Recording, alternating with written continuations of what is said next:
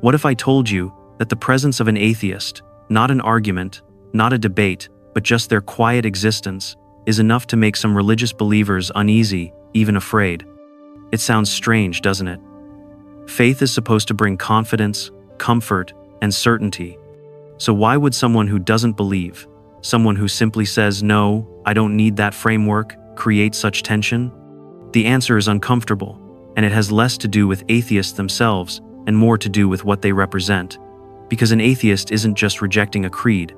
They're showing, without even trying, that life without faith is possible. And in deeply religious environments, that's terrifying. Think about it. Most belief systems are built not only on doctrines, but on belonging, family, tradition, identity, even national pride. To step outside of that isn't seen as just an intellectual disagreement. It feels like betrayal. The atheist becomes a mirror. They force questions that many believers aren't ready to face. What if I'm wrong? What if faith isn't universal? What if morality doesn't require divine authority? That's the hidden tension. Atheists are often caricatured as angry, rebellious, or morally lost. But the real threat isn't hostility. It's calm rejection. An atheist who lives a decent, meaningful, ethical life breaks the narrative that religion has a monopoly on goodness or purpose. And when that story breaks, fear rushes in to fill the cracks. In this video, we're going to uncover why believers secretly fear atheists more than rival religions, why former believers are often treated as dangerous, and why the very existence of non-belief can shake entire systems of power. Stay with me, because once you see the real reasons behind this fear, you'll understand why atheism is treated less as a choice and more as a threat. The unspoken challenge. When people switch from one religion to another, most communities know how to process that. They see it as a disagreement, a rivalry, or maybe even a mistake, but at least it's still within the same game. Both sides are playing on the field of belief, just wearing different uniforms. But an atheist? That's something else entirely. They're not choosing a rival team. They're opting out of the whole game. And that simple decision is far more destabilizing than any debate. Because when someone walks away from belief altogether, they don't just disagree with doctrine, they reveal that doctrine is optional. Suddenly, what felt like an eternal, universal truth is exposed as something people can accept or not. And once belief looks like a choice, its grip weakens. That's why atheists, even without saying a word, can create unease. Their very existence whispers questions many believers try not to ask. What if the rules I've followed all my life aren't necessary? What if the community I thought was the only way to belong isn't universal? What if I don't actually need faith to find meaning? And here's the irony. Most atheists aren't trying to challenge anyone. They're not standing on street corners shouting down believers. They're just living. Going to work, raising families, helping neighbors, building meaningful lives. But that ordinariness is exactly what makes them so powerful as a symbol. They show that a person can live without divine permission and still be okay. For believers raised to think faith is the only foundation for morality, purpose, or community, that realization can feel like a crack in the dam. It doesn't take aggressive arguments to cause doubt. Sometimes, it just takes a quiet example. This is the unspoken challenge atheists represent. Not hostility, not rebellion, but possibility. The possibility that life works without belief. And once that possibility is visible, it's very hard to unsee. Doubt as a threat. Doubt is a natural part of human growth. We doubt our choices, our assumptions, even our own memories. In most areas of life, questioning is healthy. But in many religious traditions, doubt isn't treated as curiosity, it's treated as danger. Why? Because doubt is contagious. One unanswered question can spread like fire through a community that depends on certainty. And atheists, whether they mean to or not, embody doubt in its purest form. They are walking reminders that faith is not the default, that belief isn't inevitable. Think about what this means for someone raised in a system where doubt equals weakness. An atheist doesn't have to argue. Their life itself is an open question. If they can live without God, why can't I? If morality exists outside Scripture, what does that say about mine? If someone I respect doesn't believe, does that make me wrong? This is why atheists are often framed not just as mistaken, but as dangerous. Their presence pulls at the thread of certainty, and certainty is the glue that keeps many belief systems intact. Without it, rituals feel less sacred, rules feel less absolute, and authority feels less unquestionable. Religious leaders know this. That's why sermons and doctrines often paint doubt as a slippery slope, a sin, even a form of spiritual disease.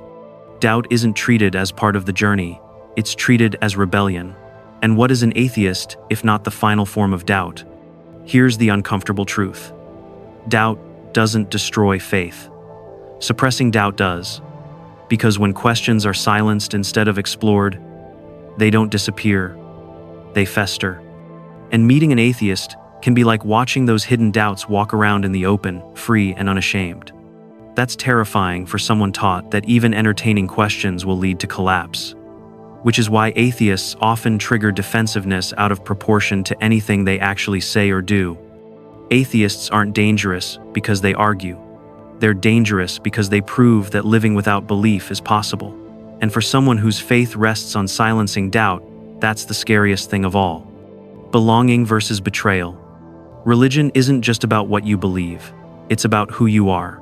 For millions, faith is more than private conviction. It's family tradition, cultural identity, even national pride. It tells you where you belong and who your people are. That's why when someone steps outside of religion, it rarely feels like a simple intellectual disagreement. It feels like betrayal. Imagine growing up in a tight-knit religious community. The holidays, the songs, the values, even the way you talk about life, all tied to belief. Now imagine someone close to you saying, "I don't believe any of this anymore." To many, that's not just a difference of opinion. It's a rejection of everything that holds the group together. This is why atheists often face suspicion or hostility, even if they've done nothing wrong. They represent not just disbelief, but disloyalty to the tribe. And in communities where loyalty is sacred, that can be deeply unsettling. It's also why former believers often spark stronger reactions than lifelong atheists. A stranger who never believed is easy to dismiss. But someone who grew up inside the system, knew the prayers, sang the hymns, and still walked away, that feels personal, almost like a warning. And here's the hidden fear. If they could leave, what's stopping me? Belonging is powerful. It binds families, communities, and nations together. But it also pressures people to conform, even against their own doubts.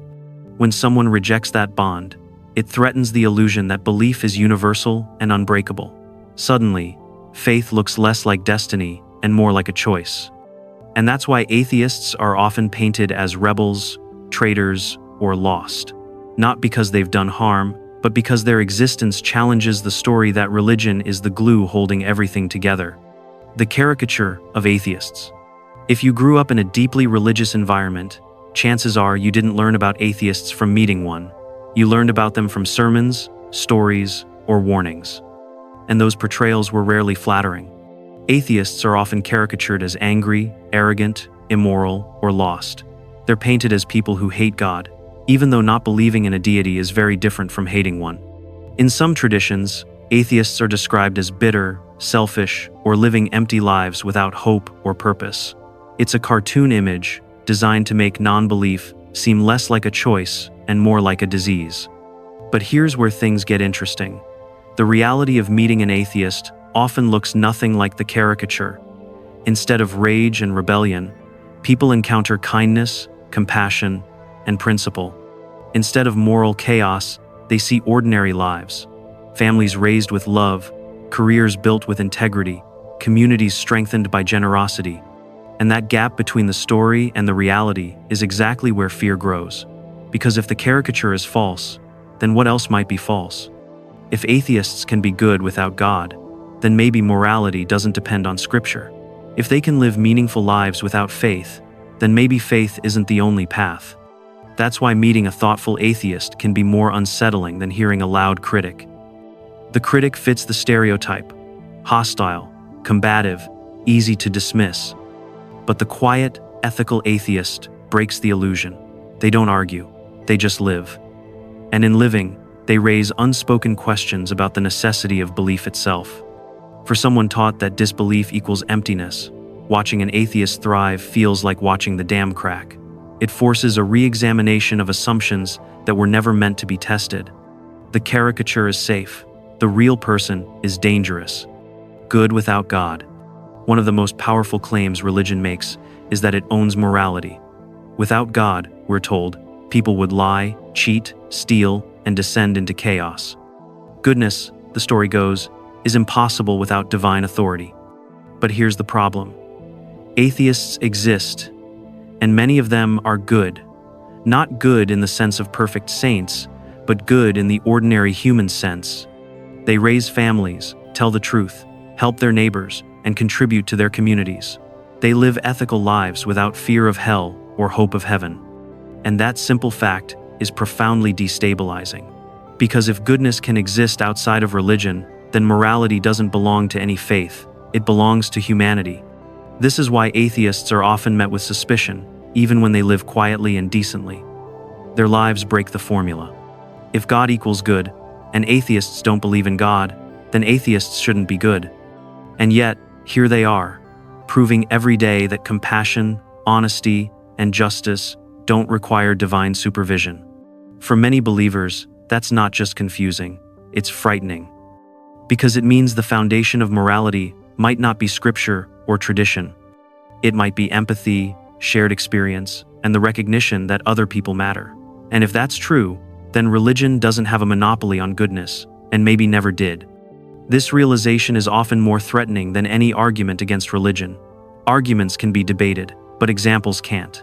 You can argue with an atheist's words. It's much harder to argue with their life. That's why hostility toward atheists often masks something deeper, the fear that religion isn't necessary for morality. Because if that's the case, then one of the strongest reasons to believe, fear of what happens without belief, collapses. The quiet proof that humans can be good without God is perhaps the most dangerous challenge atheists represent. The ex-believer problem. There's a special kind of unease reserved for people who used to believe but don't anymore. In many religious communities, lifelong atheists are one thing, outsiders who never understood. But ex-believers? They're different. They knew the prayers, the rituals, the doctrines. They once stood inside the circle of faith, and then they left. And that departure feels personal. It feels like betrayal. It's not just that they rejected the religion, it's that they knew it intimately and still walked away. For many believers, that raises a haunting question. If they could leave, what's stopping me? That's why ex-believers are often treated with more suspicion, more hostility, than those who never joined at all, because their very existence plants seeds of doubt. If someone who once found meaning, comfort, even salvation in a faith can later see it as unconvincing, then maybe certainty isn't as solid as it seems. And that's terrifying in a system built on permanence. Religion often presents itself as unchanging, eternal, absolute. Apostasy cracks that illusion wide open. It says, belief isn't inevitable. Faith isn't guaranteed. Even the most devoted can change their minds. This is why many traditions work so hard to demonize apostates, calling them rebels, traitors, even enemies of God. It's not just about punishing individuals. It's about controlling the narrative, making sure no one else follows them out the door. But here's the paradox. Ex-believers often speak with a clarity that lifelong atheists don't. They can translate the language of faith, expose its inconsistencies, and explain why it no longer worked for them. That makes their voices uniquely unsettling and uniquely powerful. The problem with ex-believers is that they prove doubt isn't theoretical, it's lived. And once that possibility is seen, it can't be unseen. Systemic fear. Fear of atheism doesn't just live in private hearts. In many societies, it's written into law. From blasphemy statutes to apostasy punishments, disbelief has often been treated not as a personal choice, but as a crime. Why? Because atheism doesn't just question religion, it challenges authority itself. When belief and power are intertwined, rejecting one threatens the other. If kings rule by divine right, what happens when people stop believing in the divine? If laws are said to come from God, what happens when someone refuses to recognize that God? Atheism in this sense is dangerous, not because it's violent, but because it refuses to bow. That's why in many parts of the world, declaring disbelief can still cost you your job, your family, or even your life. Blasphemy laws exist to protect not God, but the fragile human institutions that claim to speak for him. Apostasy is punished not because the divine is offended, but because leaders fear the power of example, the possibility that others might follow. History shows this pattern clearly. When churches demanded tithes, questioning God meant questioning their income. When empires demanded loyalty, disbelief was framed as treason. When rulers demanded obedience, atheism became rebellion by default. In every case, disbelief undermined more than theology, it undermined control. And that's what institutions fear most, the loss of control. Because once people realize they don't need divine permission to think for themselves, the illusion of absolute authority begins to crumble. And when that happens in religion, it often spreads into politics, education, ethics, and beyond. This is why atheism has so often been painted as a threat to order itself. Not because atheists were storming castles or burning temples, but because they represented something more subversive, the freedom to live without permission. And freedom, to those who depend on obedience, is the most terrifying idea of all, the happiness paradox. Religious traditions often teach that life without God is empty. Without faith, we're told, there can be no meaning, no morality, no joy. It's a powerful story, one designed to make belief feel not just important, but necessary. And then along comes the atheist who is happy. Not bitter, not lost, not spiraling into despair, but thriving. Building relationships, raising children, pursuing meaningful work, enjoying life fully. That single example quietly shatters the narrative. Because criticism of religion can be debated, arguments can be dismissed, but a life well lived without faith? That's harder to ignore. It's living proof that the story many believers were taught doesn't always match reality. And that mismatch is unsettling. If atheists can find joy without religion, then faith isn't the only source of fulfillment. If they can live morally without Scripture, then God isn't the only source of goodness. If they can thrive without prayer, then maybe divine help isn't the only path to strength. This isn't just a philosophical challenge, it's an emotional one. For believers raised to see atheism as hopeless, watching someone live happily without God feels almost like a betrayal of the rules. It breaks the cause and effect logic that kept faith secure. Believe, and you'll flourish. Doubt, and you'll collapse.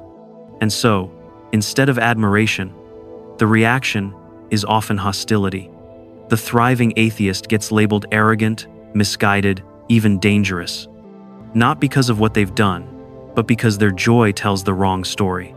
In truth, the happiness paradox reveals something deeper.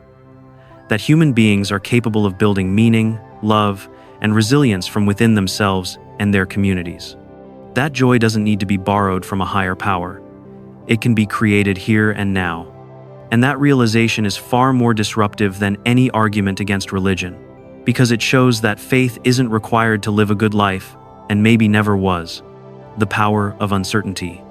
Religion offers more than rituals and stories. It offers certainty, answers to the biggest, hardest questions. Why are we here?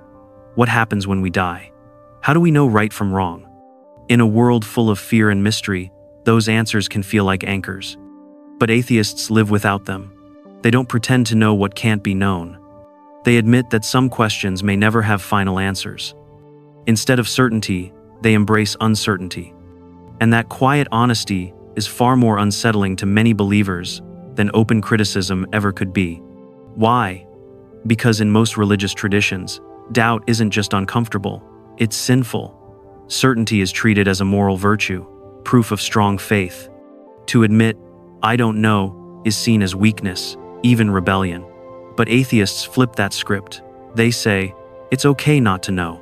It's better to face reality with humility than to cling to answers that can't be proven. That kind of intellectual honesty is disarming. You can argue with someone claiming to have the truth. It's harder to argue with someone who simply admits they don't.